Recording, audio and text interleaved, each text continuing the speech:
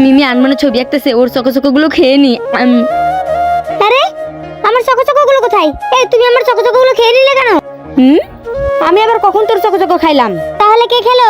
আমি জানি না। আমি জানি তুমি খাইছো। তুই কি আমার খাইতে দেখছস? মিমি মন খারাপ করিস না, দাঁড়া, তোকে আমি অনেক সুন্দর করে চকচক বানিয়ে দিতেছি। শুধু ওকে দিলে হবে, আমাকেও দিতে হবে। তোকে কেন দেবো? তুই তো অনেকগুলো খেয়ে নিয়েছিস। হ্যাঁ, না দিস। বন্ধুরা, আমরা এক ভাই এক বোন, আর রাজু আমার ফুফাতো ভাই, ও আমাদের বাসায় বেড়াতে এসেছে। তারপর মা দুই ভাই বোন মিলে অনেকগুলো চকচক দিছে, কিন্তু রাজু মিমির চকচক গুলো সব খেয়ে নিছে। এর জন্য মিমি অনেক কান্না করতেছে, কিন্তু এখন তো বাসায় মাও নেই যে মার কাছ থেকে টাকা নিয়ে ওকে বাজার থেকে কিনে এনে দেবো। তাই তো বাসায় কিছু জিনিস ছিল, ওগুলো দিয়ে মিমির জন্য কিছু চকচক বানালাম। মিমি, এই দেখ, তোর জন্য কতগুলো চকচক বানিয়েছি। দাঁড়াও দাদা, একটা খেয়ে দেখি কেমন হয়েছে। সত্যি দাদা, কেনাটার চাইতে এটা অনেক মজা হয়েছে।